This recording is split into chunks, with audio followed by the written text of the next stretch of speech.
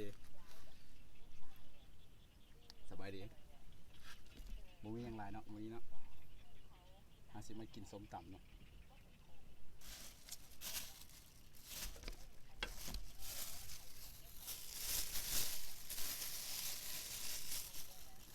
กินส้มตำใส่กระปูหน่อยเนาะ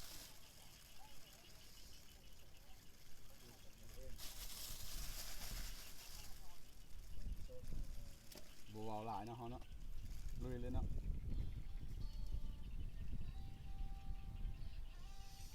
กระปู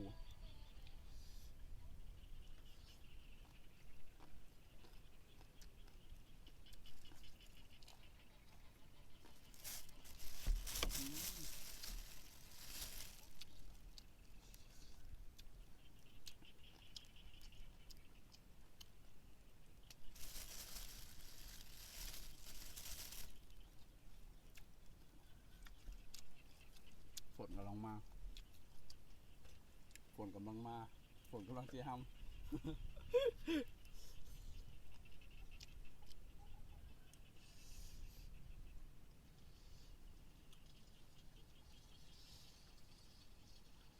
หมูเลยทำยังไง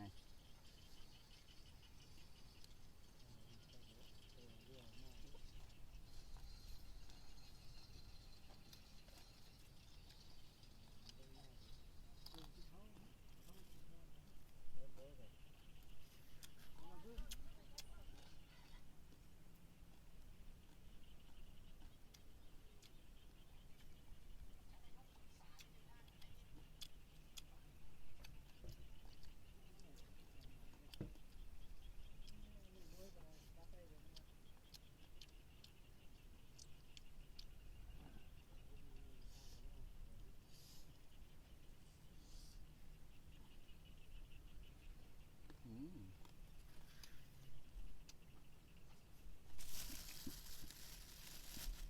อืม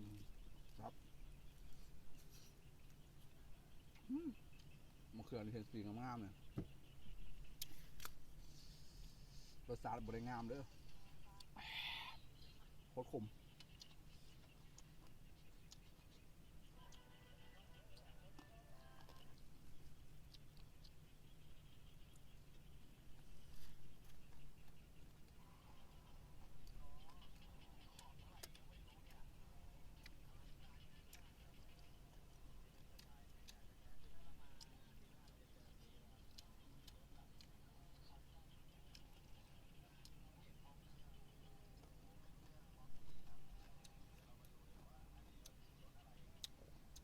เอียน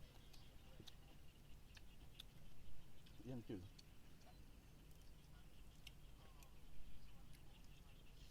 ตุ๋ยเลย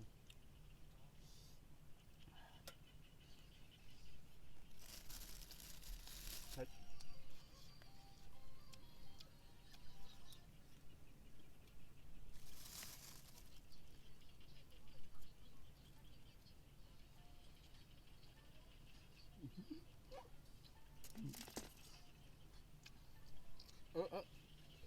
หาควงครบบ่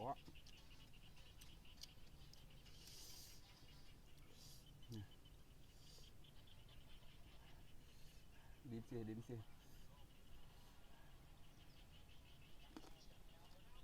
อืม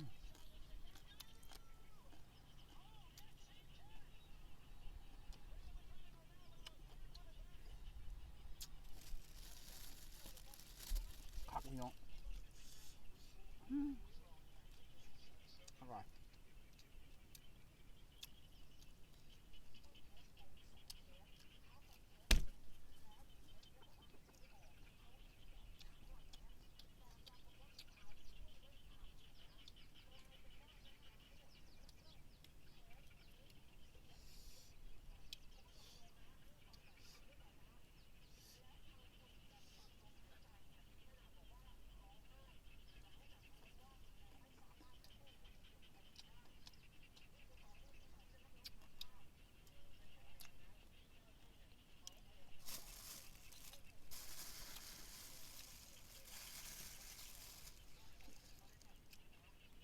ปูใส่เลย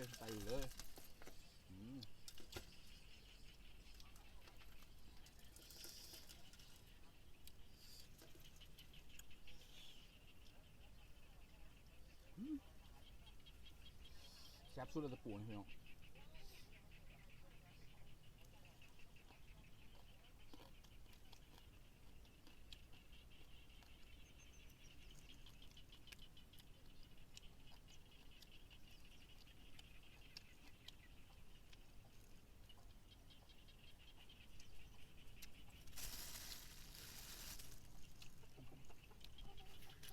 คำเหนียวเขาเหนียวเขาเหนียวคัก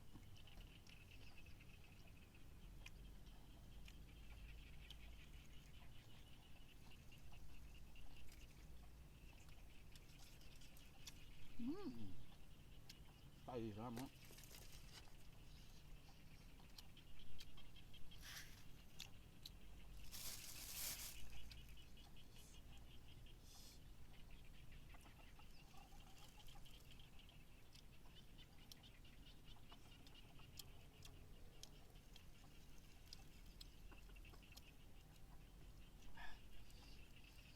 เฮ้ยพี่น้อง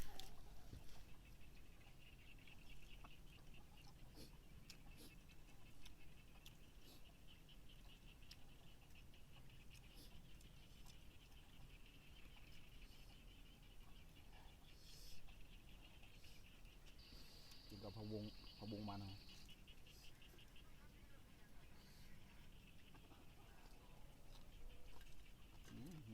ร้านไม่ใส่นี้ผักบงบานเขางามเลย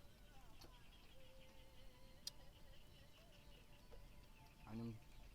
เบื้องคือเฉยๆแล้วแต่คำว่ามันมีแมงกินแล้วเป็นผักบงที่ปลอดสารพิษ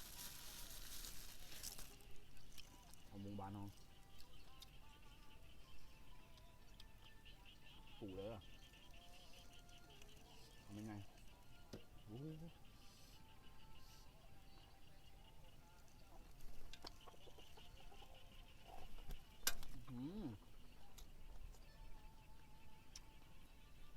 ไก่ดีใช่ไหมไก่มันจะมากินน้ำเลย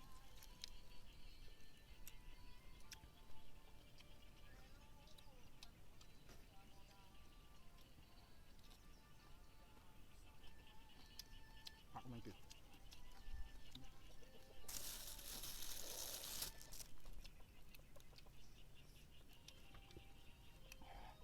เฮ้ยน้อง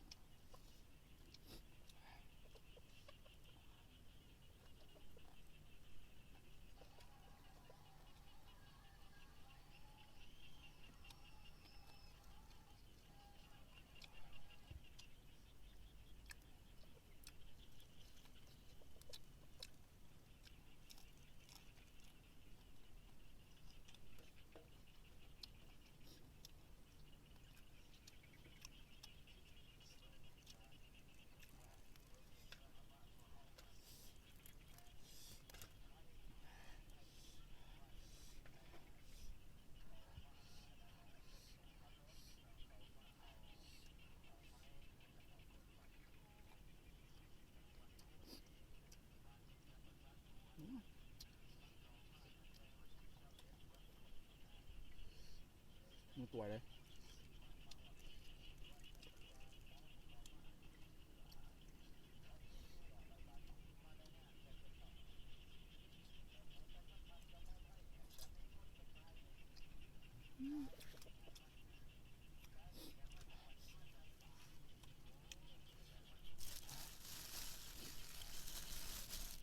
เป็นไง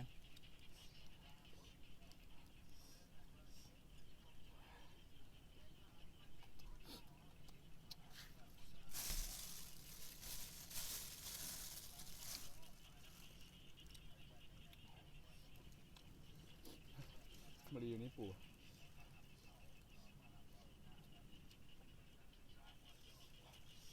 ทำยังไง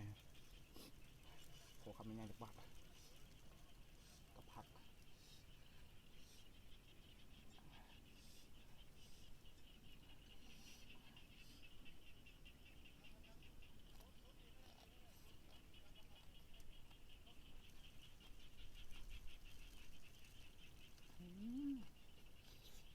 ตับตับพี่น้อง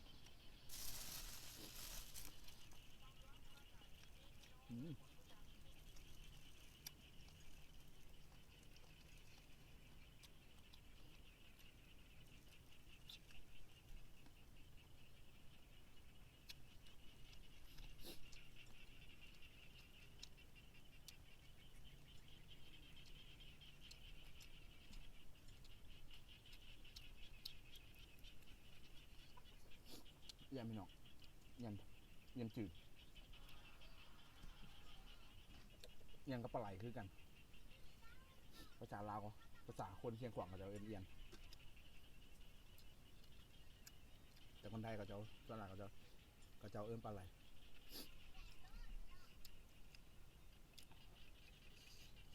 ไปใส่ม้อยประมาณหลายๆเลยนะมือน้าที่ไทยเหมือนเอาที่ไทยคลิปไปเบิ่งปลาไหลไปบอกพี่ละเหมือนเอาที่ไทยคลิปไปใส่ม้อยแล้วเอาปลาไหลเลยโอ้เป็นไง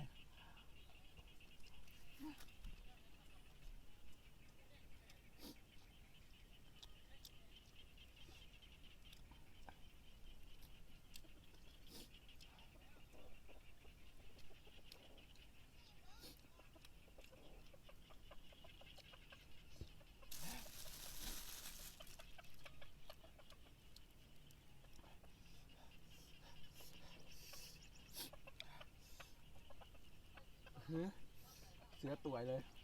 ขี้มุกไม่ใช่ไหล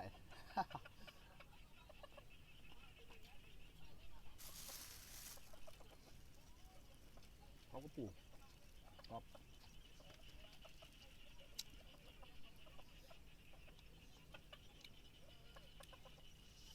ยาวแต่แบบเว้ย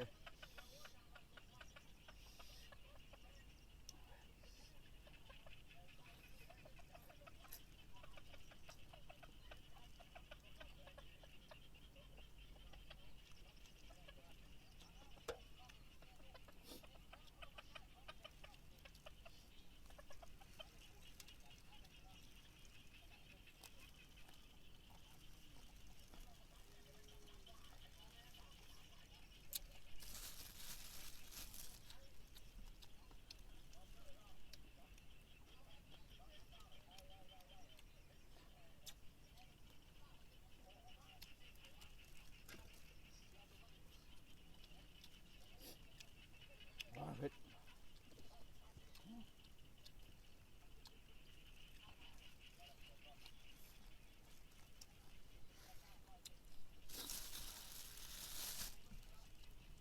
เข้า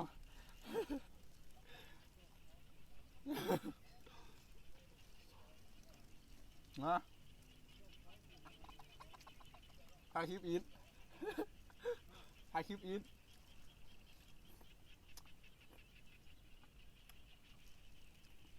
เอามา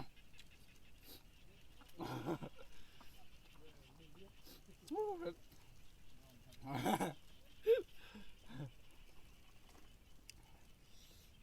หมูพ่อหลาบกา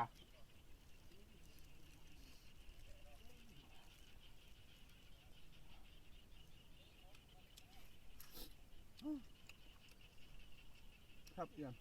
นแซ่บ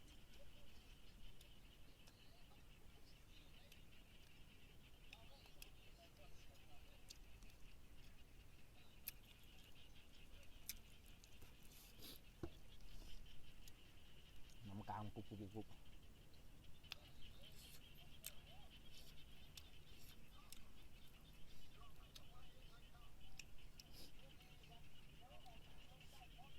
พอมาทอดเกี๊ยบกรอบนะ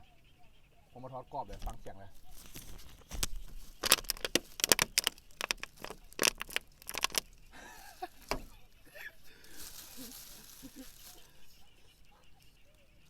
กรอบป่ะ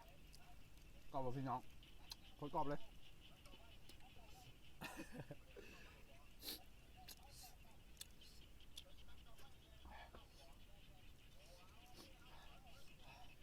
เอาเลย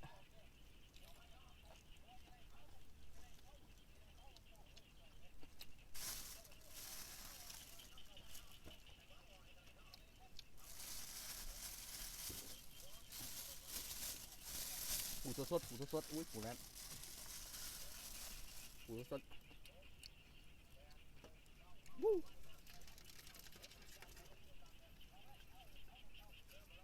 ปูสดพักตำสมเนี่ย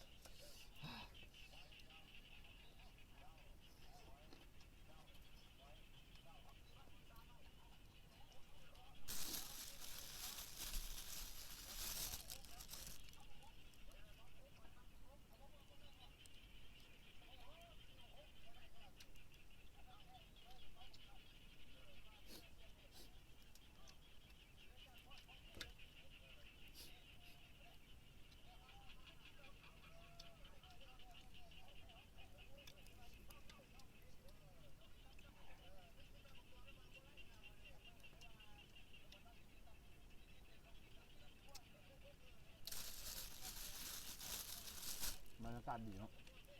ในบ้านเขากลัวที่หาบ้านบอนไทยทำอะไรมันเว้นงานเดี๋ยววันนี้เด้อฝนก็ตกอีก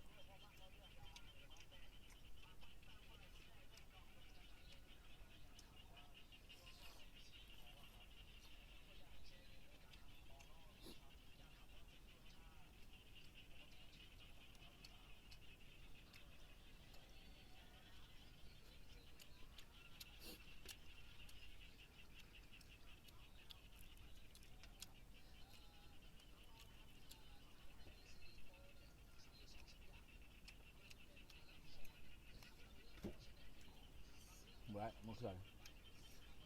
ขมกินมาแล้วกินขมมาแล้วเขื่อนโคตรขม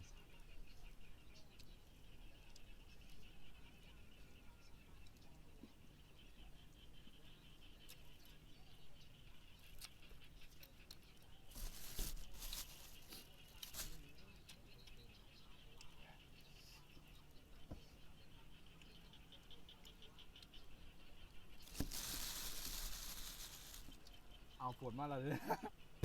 ฝนมาแล้ว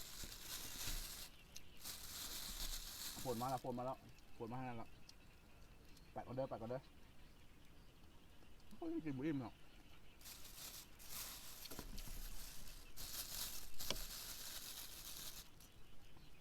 หาเอ้ยกินบุอิ่มฝนมา